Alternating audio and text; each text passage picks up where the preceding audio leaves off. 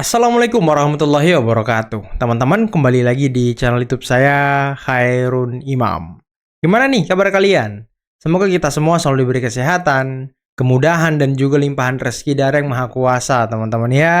Nah, di video kali ini kita akan menyaksikan sebuah tayangan yang sangat menarik, yang sangat menghibur, dan juga sangat-sangat mengejutkan. Di mana terjadi debat panas, quote-on-quote debat panas, antara Roy Suryo dan Refly Harun melawan Rizmon Hasiholan Sianipar. Dan ini seru banget teman-teman.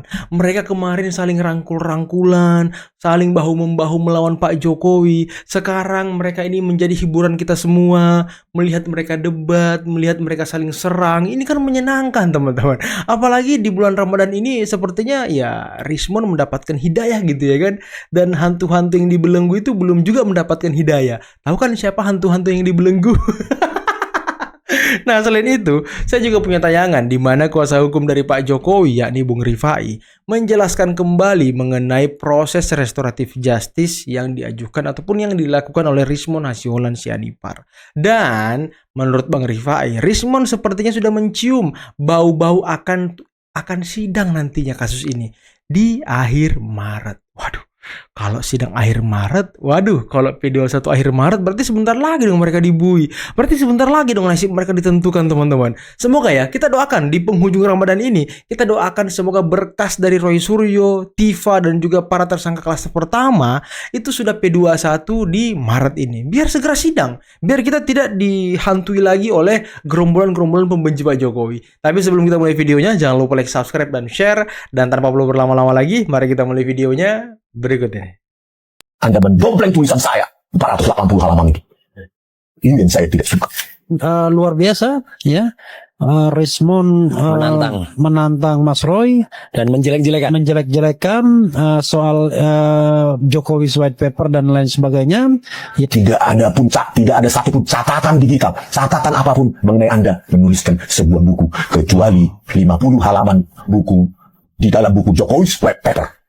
Yang dia bicara tentang kontribusi 480 halaman, 50 halaman, itu pun masih pakai WA dan lain sebagainya.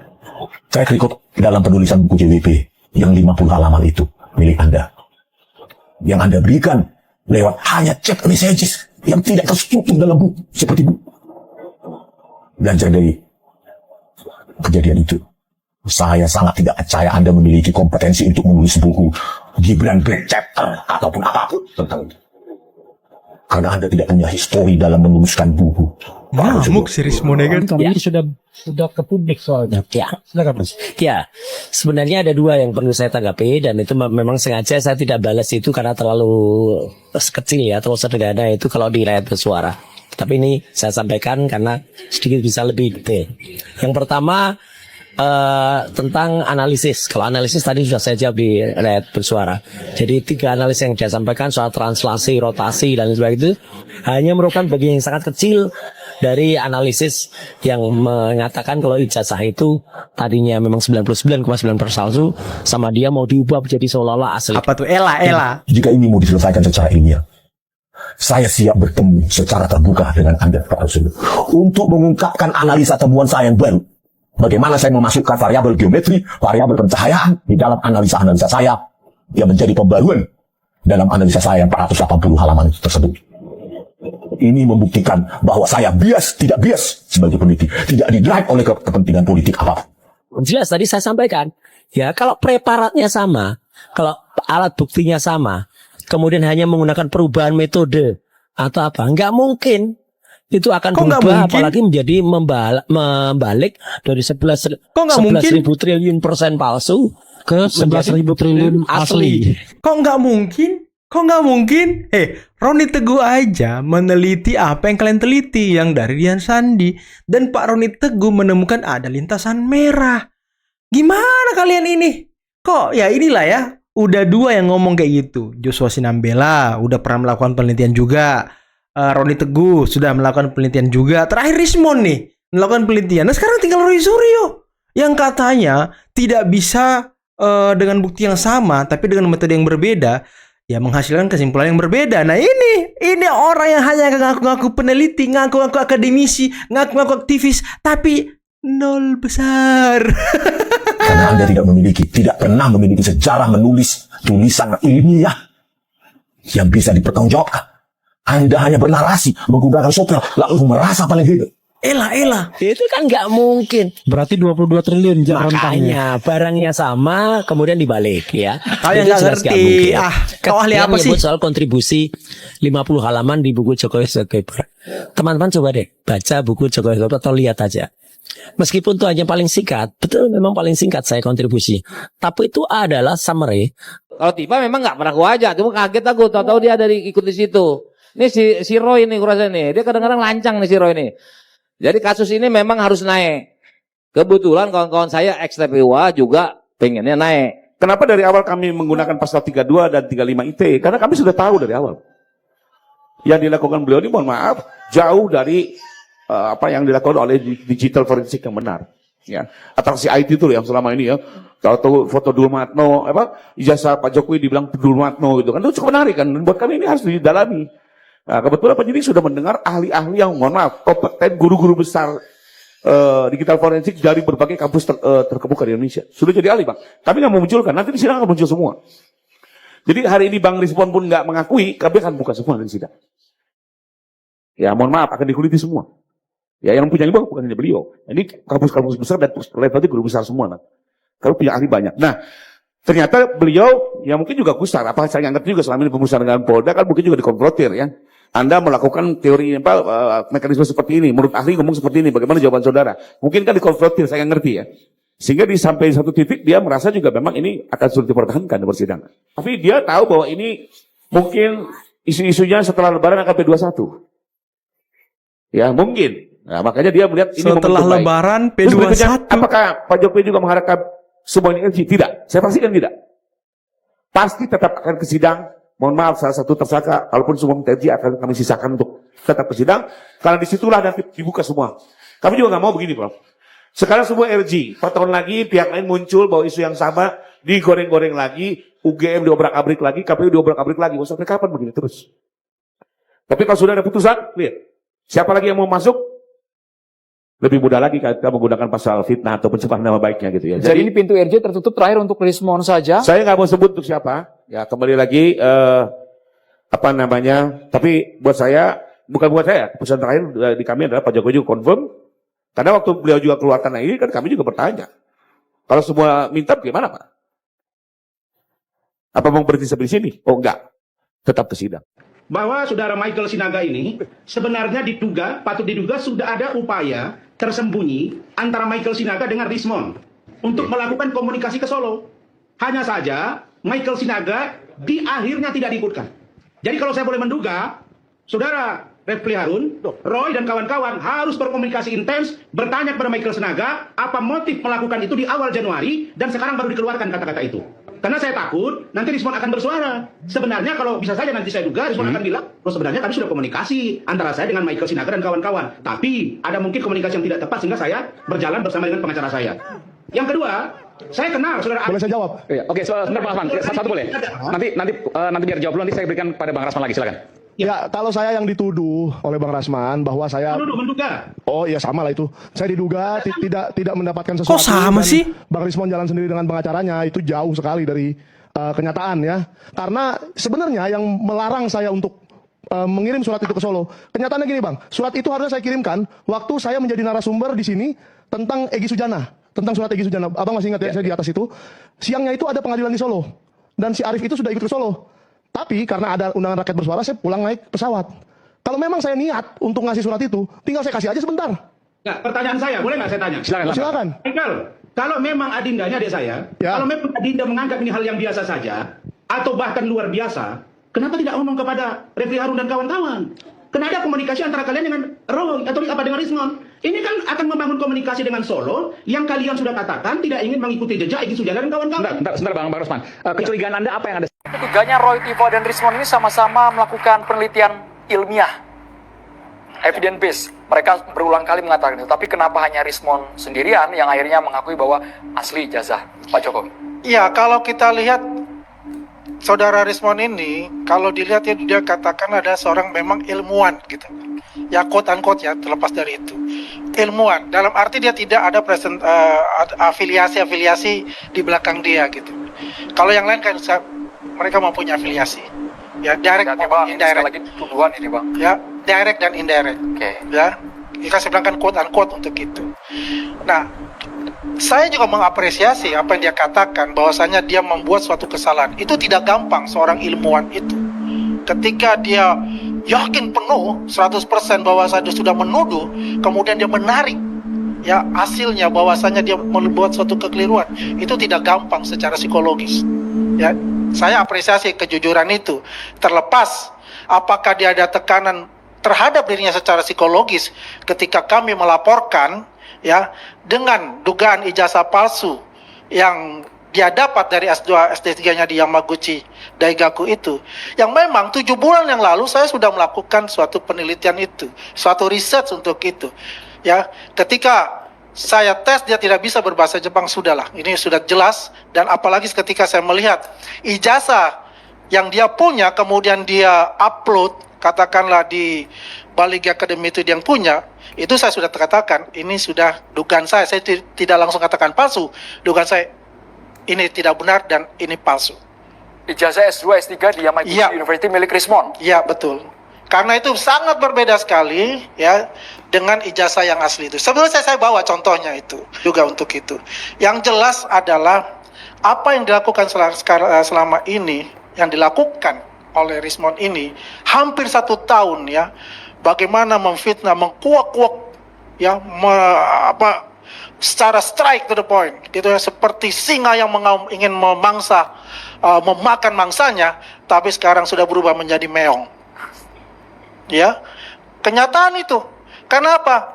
Karena dia merasa bahwasanya apa yang dia lakukan adalah salah. Sebentar, makanya Pak. dia minta RJ untuk itu, ya. Dan buat kita, untuk case Pak Jokowi RJ, monggo Pak, silakan. Tapi ingat, ada case kriminal ini. Ya, ada 2 case yang masih tertinggal dengan Rismon itu. Satu adalah case-nya untuk ijazah S2 S3 yang diduga palsu itu di Yamaguchi. Kebetulan sekarang teman-teman kami itu ada di sana. Ada di Jepang, langsung mengecek langsung dengan Yamaguchi dan terkonfirm.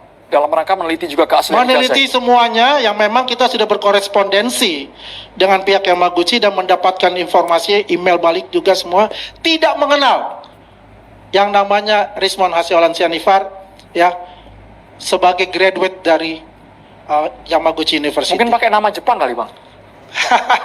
Mana ada nama Jepang, tetap pakai nama Indonesia. Oke, jadi Saya bikin suratnya, tapi saya nggak ada niat tapi mau waktu mengirimkan pas ini. Pertanyaannya begini, Anda kan diminta buat draft surat ini. Pasti Ya. Anda tanyakan, untuk apa ketemu Pak Jokowi? Ya, ada sesuatu. Nah, kalau Rismon Nah, sesuatu mengatakan apa? Anda kan pasti tanya. Oke, Anda Rismon kok mau mengatakan membuat begini. draft suratnya? Pasti kan Anda tanya. Betul. Mau ngapain Saya ketemu Pak tanya. Jokowi? Gitu. Berarti kamu ditinggal, yang saya tanya, tunggu. Yang saya tanyakan begini. Yang saya tanyakan begini, Bang Rismon. Nanti kalau saya ketemu Pak Jokowi, saya ngomong apa? Udah, kau kasih aja bukunya, diam, duduk, dengarkan aja Pak Jokowi minta apa. Itu kata-kata Bang Rismon. Gak tahu itu atas saran siapa kata-kata itu muncul, tapi yang jelas saya hari itu berdebat keras dengan dia. Saya tidak mau kirim ini surat. Kalau saya aja yang kesana. Maunya Anda? Kalau rame-rame ya nggak apa-apa. Rame-rame Supaya siapa aja? jelas-jelas. Kalau memang Bang Rismon yang ingin RJ, jantan dong. Bareng-bareng dong. Kenapa harus saya yang ditumbalkan kira-kira begitu? Kalau memang Bang Rismon yang ingin RJ, jantan dong. Bareng-bareng dong. Kenapa harus saya yang ditumbalkan kira-kira begitu? Kenapa harus saya yang ditumbalkan kira-kira begitu? Kenapa Anda yang dikirim sebagai katakanlah utusan lah? Utusan. Kalau kata Bang Farhad kan ayo ke Solo katanya. Tapi saya nggak mau. Kalau Arif Iksan ini setuju. Nah.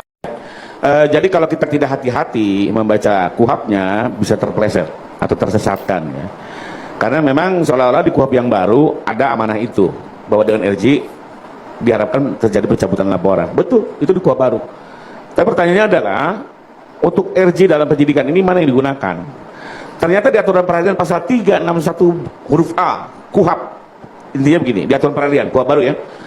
Seluruh penyidikan dan penuntutan yang sedang berjalan saat berlakunya kuhap baru ini maka tetap diselesaikan berdasarkan kuhap lama. Artinya si kuhap baru ini belum bisa digunakan. Karena itu kalau Surabaya ada berpendapat dengan sendirinya dia akan tercabut, dengan apa dilarang untuk ancaman 5 tahun ke atas, buat saya itu keliru. Apalagi kalau kita lihat ketetapan SP3 jelas 3 dalam 1 huruf A. Ya, di ketentuan lama itu itu masih peraturannya sektoral. Ya, ada Perma, ada Perja, ada Perpol. Nah, di Perpol 8 2021 itu ada kriteria dan persyaratan, dan tidak ada harus dilarang untuk ancaman 5 tahun ke atas gitu ya. Dan nggak ada juga bahwa dengan sendirinya dengan RG maka dengan sendirinya seluruh LP wajib dicabut. Jadi kalau mengacu kepada Perpol yang menjadi rujukan tidak harus seperti itu. Kedua begini, jangan lupa juga ini kita bicara RG ini kan kesepakatan para pihak. Tersangkanya 8, sepakatnya sama 2. Masa kami harus memaksa 6 yang lainnya untuk bersepakat? Kalau nggak bersepakat, lalu statusnya apa bisa berhenti? Kan dengan RG demi hukum. Kalau ujuk-ujuk dia harus berhenti karena tidak ada alasan hukum, lebih membingungkan lagi kan gitu ya. Kedua, ini delik aduan. Paham ya delik aduan ya? Delik aduan itu si korban boleh menentukan siapa yang diadukan, siapa yang tidak. Ini lebih dari delik umum. Ya, dicermankan oleh 3 orang. Dia hanya menuntut 2, boleh. Seperti dalam kekerasan dalam rumah tangga. Ya, dia dipukul anaknya, tapi dia tidak mau menuntut, boleh. Padahal anaknya kerjasama dengan teman lain misalnya. Dia hanya menuntut teman lain yang ikut merampok rumahnya. Itu boleh, anaknya dilepas. Ya, inilah perbedaannya delik aduan. Lalu di kasus ini juga tidak ada deal naming. Paham ya deal naming ya? Tindak pidana yang dilakukan secara bersama-sama. Kebetulan 8 orang ini semuanya adalah narasumber. Di 31 objek yang berbeda, jadi bertanggung jawab juga sendiri-sendiri. Tidak berkaitan. Kalau yang deal naming itu adalah misalnya perbuatan itu dilakukan bersama-sama, tidak hanya narasumber tapi juga si pengelola podcast. Orang yang mencemarkan tidak mungkin tersiar kalau si pengelola podcast tidak menyiarkan, sehingga harus diseret dua-duanya, itu deal naming. Kebetulan di kasus ini tidak ada pengelola podcast, wartawan atau produser yang diseret, semuanya narasumber, jadi aman ya. Sehingga dari beberapa alasan itu maka, dan banyak presiden terjadi ya, kami juga coba cross check dulu. Berdasarkan informasi yang ada, banyak presiden terjadi di beberapa kasus yang terjadi di khusus di Polda maupun di Mabes Polri, yang di RJ hanya beberapa, yang lain dilanjutkan. Karena kembali lagi misalnya tidak bisa menyepakati kondisi-kondisi yang disampaikan. Nah, terus satu lagi, harus minta maaf, kan gitu kan? Enggak, di Polri enggak begitu. Cukup dia perjanjian perdamaian, ya, cukup perjanjian perdamaian. Itu yang dilakukan oleh DL dan ya, tidak ada pertemuan, itu di Perpol. Okay. Nah, di KUHP yang baru memang ada. Jadi kembali lagi hati-hati melihatnya gitu ya. Mana yang sebenarnya bisa jadi rujukan, dan kebetulan sekali ya dalam kasus ini kita kurangin Perpol lama yang jauh lebih fleksibel, tidak sekaku yang saat ini ya, sehingga proses RJ ini bisa dilakukan termasuk buat respon. Ya. Karena ancaman dari respon itu masih diinginkan, tapi jujur saja kalau untuk yang pelaku residivis memang dilarang di Perpol. Saya tidak mungkin mengingkari ya, itu menjadi satu hambatan. Ya, jadi kembali lagi saya bukannya memilih-milih ya, itu fakta hukumnya. Apakah nanti tersisa hanya 1, hanya 3? Maksudnya ini tidak berlaku untuk Roy Suryo karena ia pernah berperkara. Fakta hukumnya seperti itu. Okay. Ya, jadi nothing personal. Ya, tapi kan belum tutup Bang Roy sendiri, bisa juga nanti ada yang lain masih bertahan. Ya, nanti kita lihat juga. Tapi kembali lagi, kami juga punya kepentingan lah untuk sidang agar ini semua selesai. Ya. Kebetulan saat ini nih, mohon maaf nih, saksi-saksi teman kuliah Pak Jokowi masih ada, beberapa dosennya masih ada, jadi masih bisa menerangkan di bawah sumpah di dalam sidang. Kalau 10 tahun lagi, mohon maaf, mungkin udah meninggal kan, mohon maaf ya, lebih susah lagi pembuktiannya. Jadi ini memang momentum yang mau tidak mau, memang kita juga mendorong ini ke pengadilan, bukan untuk memenjarakan, enggak deh. Mungkin juga Pak Jokowi pernah juga menyatakan kok nanti di sidang dia akan bilang, Pak Hakim, kalaupun dia ternyata bersalah, tolong kasih hukuman yang seringan-ringannya. Akan dinyatakan di sidang, karena Pak Jokowi nothing personal. Cuma dia pun udah lelah, digugat 5 kali, dilaporkan 2 kali untuk urusan ini.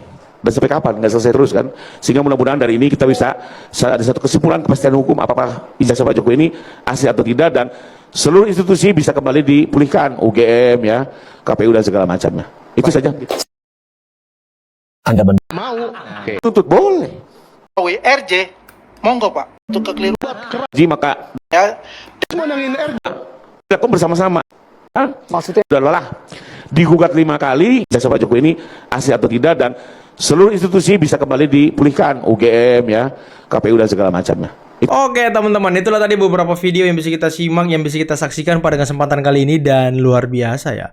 Saya nggak tahu siapa yang edit video tadi, tapi ya kalau kita simak, Ya suasana debatnya ya kurang lebih seperti itulah. Tapi ini wajib dipertemukan Roy Suryo dan juga Rismon, teman-teman. Kita mau lihat siapa yang paling pintar di antara keduanya. Kalau kemarin-kemarin Roy Suryo selalu mengatakan digital forensik itu kan hanya sebagian kecil dari telematika. Waduh, sebagian kecil. Aduh, kasihan banget orang ini ya. Pengen dibilang si paling pakar gitu. Pengen dibilang dia si paling pintar gitu di bumi ini ya kan. Nggak ada yang boleh ngalahin dia, teman-teman. Tapi kalau kita dengarkan argumentasinya, itu seperti orang yang kosong gitu, nggak ada isi. Tahu nggak sih? Mungkin itulah yang membuat Rismon kemarin sempat marah-marah mengatakan bahwa dia tidak punya kemampuan nulis buku, dia hanya mengirimkan paragraf-paragraf untuk dimasukkan ke buku Jokowi White Paper hanya melalui chat WhatsApp. Ini kan konyol. Dan dia juga mengomentari bagaimana Roy Suryo melakukan penelitian yang dianggapnya mungkin tidak ilmiah gitu. Tapi ya Roy Suryo dengan segala kemampuan retorikanya bisa membantah itu semua. Nah, makanya adakah televisi yang mau memberikan ruang bagi orang ini berdebat, teman-teman? Ini kan seru nih kalau mereka bertemu, saling adu data, adu argumentasi ya kan. Kalau kemarin-kemarin kita lihat mereka saling rangkul-rangkulan di Rakyat Bersuara, saling bantu, saling bahu-membahu. Sekarang ya mereka saling sanggah. Ini kan seru, teman-teman. Seru untuk kita simak dan seru untuk kita saksikan. Ini hiburan bagi para pendukung Pak Jokowi akhirnya. Dan tadi kita sudah dengarkan secara seksama, secara detail mengenai restoratif justice yang diajukan oleh Rismon. Dan Pak Jokowi sekali lagi tadi ditegaskan bahwa beliau mau kasus ini sampai di pengadilan. Mau semuanya RJ, tapi beliau akan menyisahkan satu orang agar kasus ini bisa sampai pengadilan. Ya kalau satu orang itu saya pikir jangan satu orang Pak, 2 orang. Tifa dan Roy Suryo.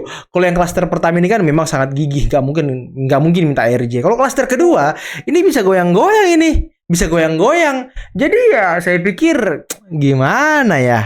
Kayaknya sih Tifa akan melakukan RJ gitu ya kan. Ya nggak sih, isu-isunya seperti itu kan. Walaupun dia sudah membuat sebuah tweet di akun X-nya, tapi ya gimana teman-teman? Semuanya bisa berubah gitu. Apalagi dia sekarang menghilang, tak pernah gabung dengan teman-temannya, tak pernah gabung dengan rekan seperjuangannya. Sampai-sampai kemarin Kurnia sampai memperingatkan Tifa. Pesan yang sangat tegas untuk Tifa. Ya jangan meninggalkan kapal, jangan meninggalkan kami semua. Dan gimana ya, wajib masuk bui sih, apalagi kalau kuasa hukum Pak Jokowi tadi mengatakan bahwa setelah lebaran kayaknya sih ya akan P21. Akhir Maret akan ada sidang. Waduh. Oke teman-teman, mungkin cukup sekian dulu video kali ini. Jangan lupa like, subscribe, dan share videonya. Akhir kata, bila taufiq wal hidayah. Assalamualaikum warahmatullahi wabarakatuh. Bye-bye.